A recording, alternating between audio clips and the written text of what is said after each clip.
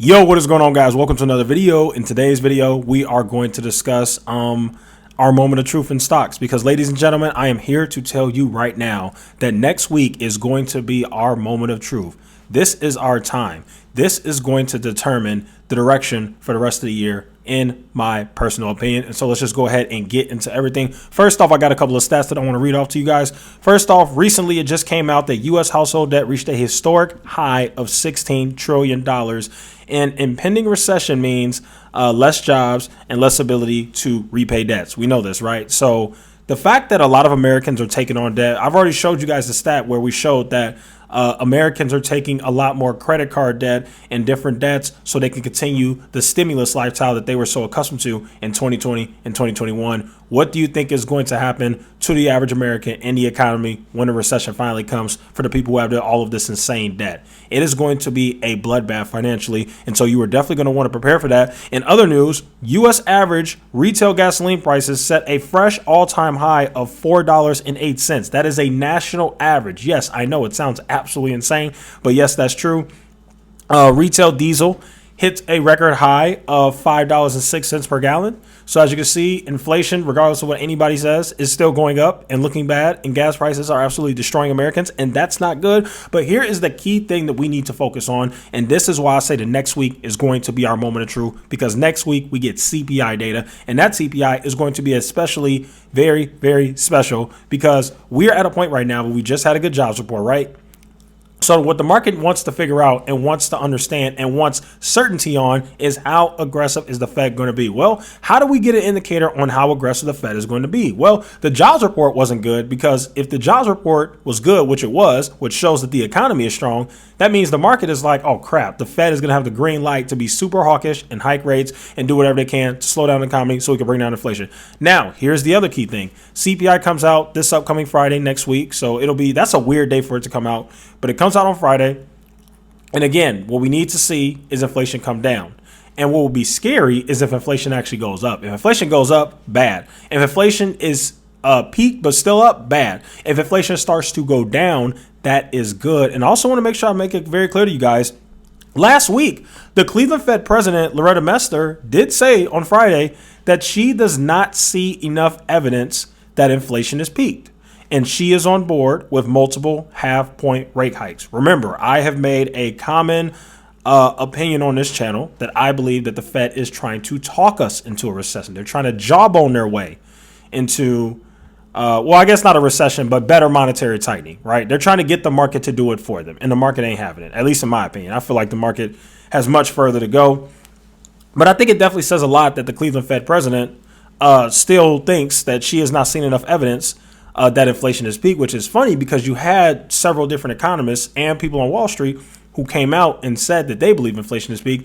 I'm actually in the same boat. I'm not so sure that inflation is peak, but even if it has, who freaking cares? Inflation peaking doesn't mean anything in my opinion. In my opinion, what means something is inflation going down. And if you want my opinion, I've been very clear on this channel. I do not think inflation is going to go down at least as much as people think. They are targeting 4% by the end of the year. I am not so sure that's going to happen, but I could be wrong. And we are definitely for sure going to find out on Friday. Friday's numbers are going to tell us a lot, right? So what else happened? Last week, and this isn't good, right? Because Elon Musk is actually seen as like one of the more risky CEOs. He's the risky guy, right? This is the guy who invests in Dogecoin, and his company bought Bitcoin. You know, Elon Musk is looked at on Wall Street and in corporate America as a more risky CEO than the average CEO. That's what he's looked at. He really is. He's looked at in a similar boat as Cathie Wood. I know that sounds crazy, but he really is. So what really made the market upset is the risky guy basically hurt investor sentiment when he came out and said, well, at least the report came out and said that Musk told Tesla executives that he had a super bad feeling about the economy and that he needs to cut 10% of Tesla's workforce. Now, remember, this came after two things. This came after Microsoft revising their guidance, right? This came after the Morgan Stanley report, where they basically said that Apple is going to have to revise their guidance, right? That came after that. And then it also came after the CEO of JP Morgan Chase, Jamie Dimon, said that he is preparing his company for an economic hurricane. That's not good. And so what I want you guys to get out of this video, I still think the market has further to fall. I think this 4,000 level needs to hold. I think we're at 4,100 now, but whatever. Support seems to be at like 4,080 or something like that. Whatever, something like that. That needs to hold. And I'm not so sure that it will.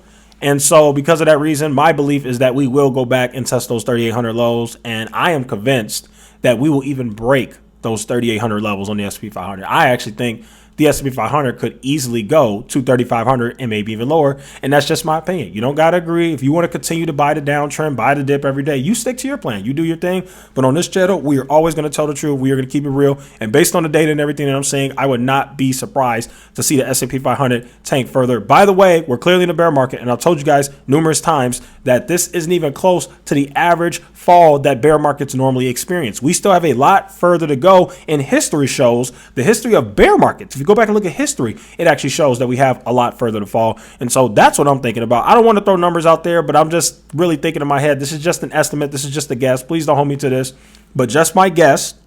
I think the S&P 500 could fall to 3,500 and it could even fall lower. So I just really want people to brace themselves, be ready. I'm still holding cash from the sidelines. Now, again, I've made this very clear. I am still buying index funds. I will always dollar cost average into index funds and my retirement accounts. But in terms of individual stocks, I am holding my money on the side. I am waiting.